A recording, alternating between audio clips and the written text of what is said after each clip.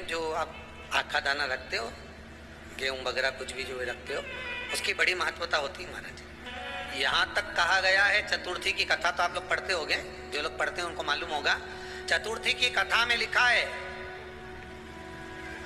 चौथ माता के व्रत में वर्णन किया गया है कि वो आखा दाना जो रखा जाता है, मान लो कोई जरूरी काम होता है तभी आखा दाना को रखा जाता है, संभाल के रखते हैं कि हम इस काम के लिए जा रहे हैं और हमारा ये कार्य सफल होना चाहिए।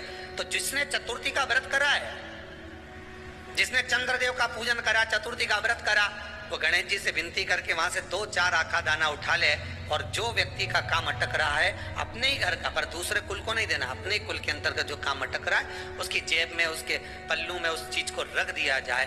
तो चतुर्थी जो अगली आती है, जैसे आप महीने की करते हो तो महीने की, और आप जैसे करते हो कि 4 अलग बड़ी बड़ी चतुर्थी करते हो तो उसके अनुसार आपका कार्य सिद्ध होता ही है। उस आखे दाने का इतना महत्व होता है क्योंकि चतुर्थी का व्रत करने वाली माता जब व्रत करती है तो स्वयं चतुर्थी की कथा में लिखा हुआ है कि पार्वती जी गणेश जी से चतुर्थी की कथा बचवाती।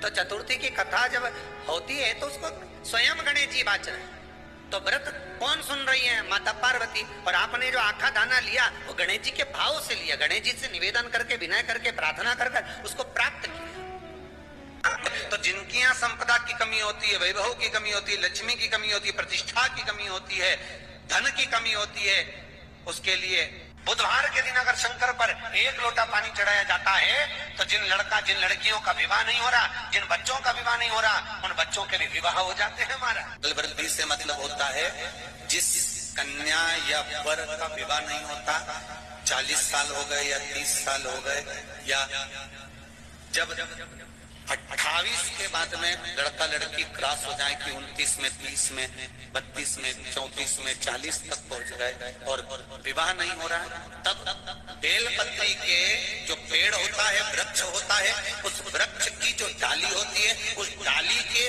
मनकों से जो माला बनती है, बाजार में भी मिल जाएगी बेल की माला, उस माला को भगवान शंकर को समर्पित कर बेलपत्री के वृक्ष के नीचे बैठ कर भगवान शंकर का पंचाक्षर मंत्र का जाप करना।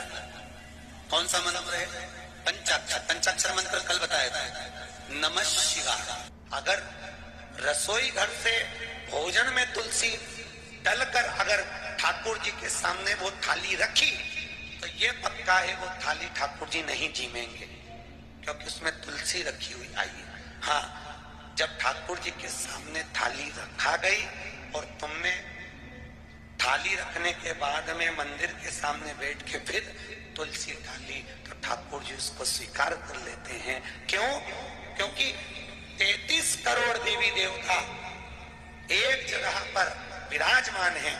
जब हम थाली रखते हैं प्रथम देव उस भाग को ग्रहण कर ले। जब तक तुलसी डालते हैं प्रथम देव अपनी दृष्टि हटा लेते हैं। समय होता है, एक टाइम होता है, एक पल होता है, एक घड़ी होती है कि गणेश जी महाराज हमारे घर में आ गए। गणेश जी की सबसे पहली जो आरती हो, उस आरती के समय पर अगर धूप बत्ती जलाई जाए या गोबरी को जलाकर उसमें गूगल छोड़ी जाए और गूगल छोड़ने के बाद गणेश जी का नाम ध्रुम वर्ण कह दिया जाए तो गणेश जी को तुम्हारे घर की पूजा स्वीकार करना पड़ती है। बस वो समय हम जानते, हम तो बस उतना जानते हैं कि शिव महापुराण में लिखा और मुद्गल पुराण में लिखा, गणेश पुराण में लिखा, गणेश जी का एक नाम होता है ध्रुम वर्ण। क्या नाम है? ध्रुम वर्ण गणेश जी का एक नाम होता है। जब हम धूप जलाकर और धूप लगाने के बाद में गणेश जी की सबसे पहली आरती करने के पहले अगर हम सबसे पहली आरती गणेश जी की कर रहे हो, अपने घर में स्थापना कर रहे हो, बिठा रहे हो और तुम चाहते हो कि गणेश जी मेरे घर में आके मेरी पूजा को स्वीकार करें और जो मांगू मेरा गणेश मुझे दे 10 दिन के अंदर, तो पहला नाम लेकर पुकार लेना ध्रुम वर्ण विनायक, बैठो, बस काम हो गया। वो फिर ही होकर आता। सुंदर जोड़ी थी शंकर और पार्वती की, सही है कि गलत है? कभी नहीं झगड़ते थे। इसलिए पृथ्वी पर ना तो लक्ष्मी जी के व्रत हैं, ना ब्रह्माणी के व्रत, ना इंद्राणी के व्रत है। अगर पूरी पृथ्वी पर सबसे ज्यादा व्रत किसके हैं? माता पार्वती। तीज का व्रत किसका? पार्वती का। चतुर्थी का व्रत किसका?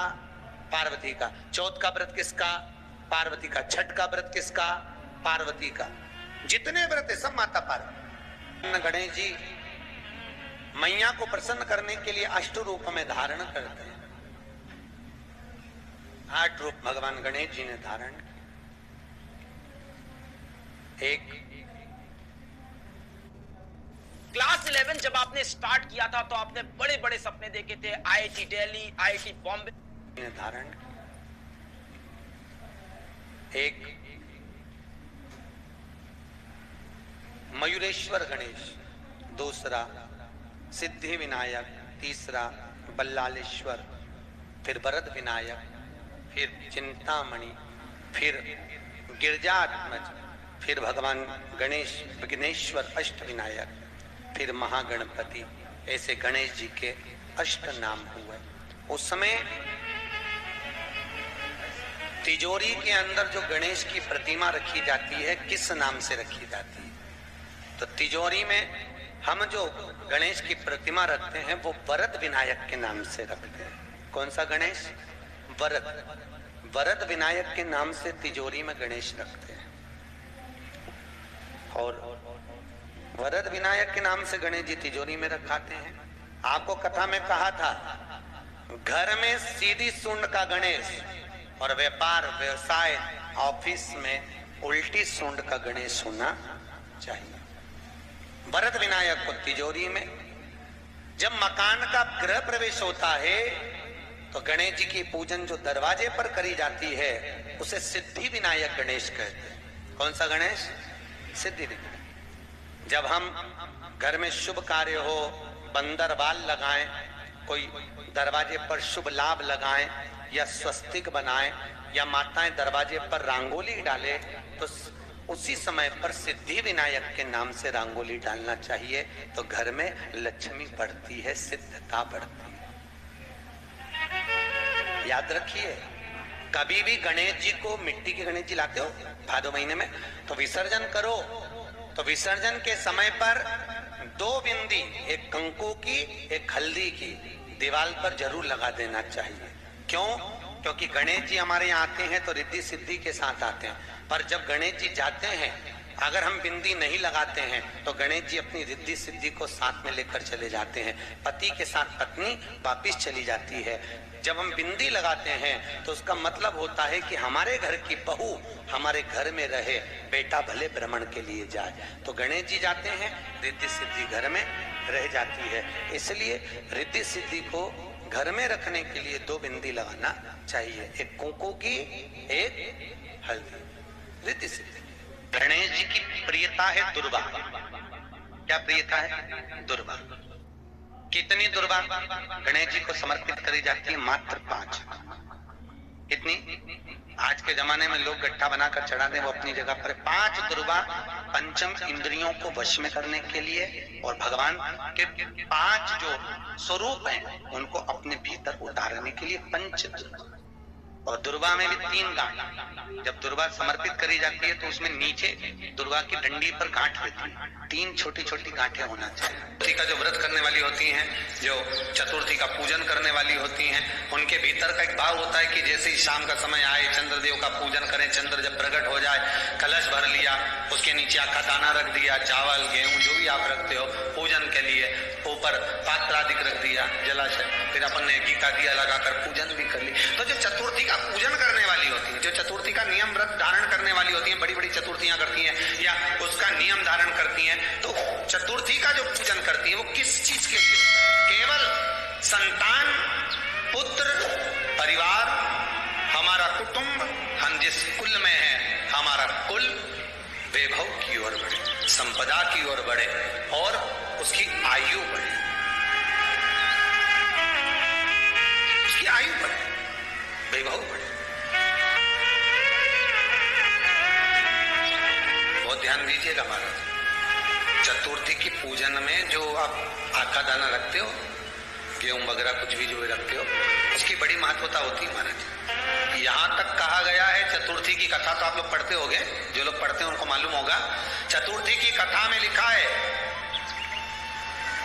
चौथ माता के व्रत में वर्णन किया गया है कि वो आखा दाना जो रखा जाता है, मान लो कोई जरूरी काम होता है तभी आखा दाना को रखा जाता है, संभाल के रखते हैं कि हम इस काम के लिए जा रहे हैं और हमारा ये कार्य सफल होना चाहिए। तो जिसने चतुर्थी का व्रत करा है, जिसने चंद्रदेव का पूजन करा, चतुर्थी का व्रत करा, वो गणेश जी से विनती करके वहां से 2-4 आखा दाना उठा ले और जो व्यक्ति का काम अटक रहा है अपने ही घर का, पर दूसरे कुल को नहीं देना, अपने ही कुल के अंतर्गत जो काम अटक रहा है उसकी जेब में, उसके में उस चीज को रख दिया जाए। तो चतुर्थी जो अगली आती है, जैसे आप महीने की करते हो तो महीने की, और आप जैसे करते हो कि 4 अलग बड़ी बड़ी चतुर्थी करते हो तो उसके अनुसार आपका कार्य सिद्ध होता ही है। उस आखे दाने का इतना महत्व होता है क्योंकि चतुर्थी का व्रत करने वाली माता जब व्रत करती है तो स्वयं चतुर्थी की कथा में लिखा हुआ है कि पार्वती जी गणेश जी से चतुर्थी की कथा बचवाती। चतुर्थी की कथा बाची किसने थी? स्वयं गणेश जी महाराज। और सुनी किसने थी? माता पार्वती। बाचने वाले गणेश जी थे, सुनने वाली माता पार्वती। तो चतुर्थी की कथा जब होती है तो उसको स्वयं गणेश जी बाच रहे। तो व्रत कौन सुन रही है? माता पार्वती। और आपने जो आखा दाना लिया वो गणेश जी के भाव से लिया, गणेश जी से निवेदन करके, विनय करके, प्रार्थना कर उसको प्राप्त किया। जितने आस्था चैनल पर कथा सुन रहे हो, जितने फेसबुक और यूट्यूब पर सुन रहे हो, और जितने इस छत्तीसगढ़ की पावन धरा पर बैठकर सुन रहे हो, बहुत सावधानी से सुनना। एक छोटा सा कपूर का टुकड़ा जब आरती में जलाया जाता है तो ये कपूर क्यों जलाते हैं? इस कपूर का महत्व क्या है? इस कपूर का कारण क्या है? ये कपूर है कौन जिसको हम आरती में जला? क्या जरूरत है इस कपूर को आरती में जलाने की? क्या जरूरत है इसको यज्ञशाला में जलाने की? क्या जरूरत है इस कपूर को पूजन में जलाने की? स्वयं गुरु बाबा कहते हैं यदि कोई आरती में, पूजन में, घर में एक कपूर का टुकड़ा आरती के बाद में जब समर्पित करेगा तो उसको अश्वमेध यज्ञ का पुण्य प्राप्त हो जाएगा। अश्वमेध यज्ञ के पुण्य को पाने के लिए कपूर का टुकड़ा आज भी आरती में जलाया जाएगा। एक कपूर का टुकड़ा सुख का, इसीलिए हमारे यहाँ शास्त्र कहता है महाराज, जब आपको घर में अगर ऐसा लगने लगे कि 15 दिन से बहुत बेचैनी है, बहुत दुख तकलीफ लग रही है, कोई ना कोई बीमार पड़ रहा है, कुछ ना कुछ तकलीफें लग रही है, तो एक पीपल का पत्ता ले लो, उसके ऊपर कपूर का टुकड़ा ले लो, सारे घर में घुमाकर उसको दरवाजे के बीच मध्य में जला कर थोड़ी सी जला 20 से 25 मिनट के अंदर मकान में एनर्जी वापस आ जाएगी, उस भवन में एनर्जी वापस प्राप्त हो जाएगी। 20 से 25 मिनट के अंदर एनर्जी वापस। लग रहा है कि यहाँ नेगेटिव है तो उसको पॉजिटिव बनाया जा सकता है। रात को 12 बजे शंकर जी के मंदिर में शिवलिंग पर चढ़ी हुई बेलपत्री को उठाकर शंकर मंदिर